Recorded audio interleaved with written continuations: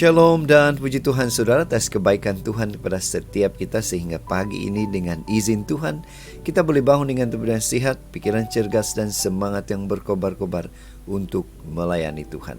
Untuk memulai renungan kita, mari kita berdoa. Bapa Syurgawi, terima kasih atas kebaikan-Mu karena bersama dengan kami pagi ini sementara kami mendengar dan mempelajari firman Tuhan.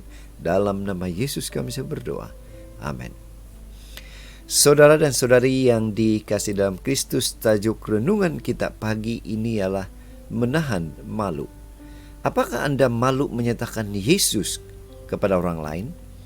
Firman Tuhan dalam Markus 8 ayat 38 mengatakan, sebab siapa sahaja yang malu karena aku dan karena perkataanku di tengah-tengah orang-orang yang tidak setia dan berdosa ini, Anak manusia pun akan malu karena orang itu apabila ia datang kelak dalam kemuliaan Bapanya bersama dengan malaikat-malaikat kudus. Saudara, bacaan kita hari ini kita boleh baca dalam buku Markus 8 ayat 31 sehingga 38. Ini merupakan kisah di mana Yesus memberitahukan tentang kematiannya kepada pengikut atau murid-muridnya. Sebuah ilustrasi. Suatu hari Roni, sahabat baik, bercerita kepada saya. Beberapa tahun yang lalu saya seringkali naik bus awam untuk ke satu tempat ke tempat yang lain. Ada banyak kesempatan saya berbual dengan kawan-kawan sebas. Perbualan kami hanya perbualan yang menyenangkan kawan sahaja.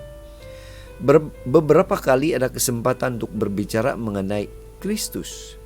Namun saya melepaskannya begitu saja. Bahkan saya merasa berat untuk sekadar memperkenalkan diri sebagai orang Kristen. Salah satu sebabnya ialah saya takut orang memandang rendah, sinis dan tidak bersahabat dengan saya, kata Roni. Saudara, apa kata Alkitab? Kembali kepada firman Tuhan. Pada saat Yesus mengajar murid-muridnya, Yesus memberitahukan penderitaan yang akan ditanggungnya. Penolakan, penghinaan, bahkan pembunuhan yang akan dihadapinya. Apa yang timbul dalam hati murid-muridnya pada ketika itu apabila Yesus menyatakan itu? Muncul rasa malu dalam diri para murid-muridnya. Mungkin ini timbul dalam hati mereka. Karena apa? Karena guru yang mereka banggakan ternyata hanya seorang pengecut dalam pandangan dunia. Mungkin saja para murid membayangkan bahwa guru mereka, Yesus Kristus, akan menjadi Raja Israel. Karena Yesus begitu berkuasa. Tuhan bukan saja melakukan berbagai mukjizat penyembuhan dan pengusiran setan. Bahkan alam pun tunduk pada perintahnya. Matius 8:27. Saudara, murid-muridnya tidak pernah terlintas dalam hati mereka bahwa Yesus akan mengalami keadaan yang begitu rendah dan hina itu. Saudara, menjadi pertanyaan untuk kita. Bagaimana dengan kita?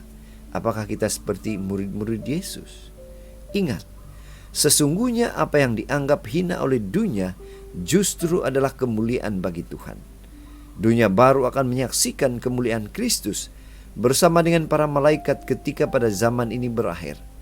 Sebagai orang percaya, kita akan turut serta dalam kemuliaan Tuhan pada saat Tuhan datang kembali. Kolose 3:4.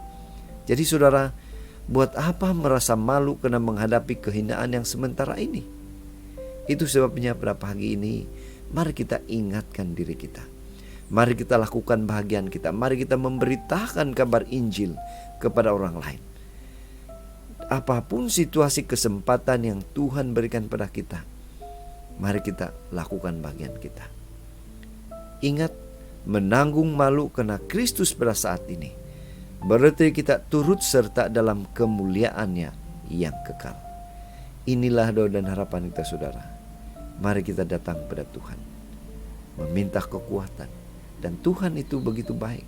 Dia pasti akan memberikan kita kemampuan. Untuk apa? Memberitakan kabar Injil keselamatan itu pada orang lain.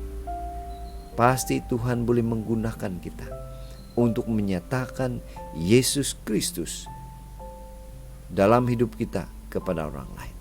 Mari saudara, kita tetap setia, tetap semangat, tetap positif, dan tetap sehat bersama dengan Tuhan sampai Maranatha.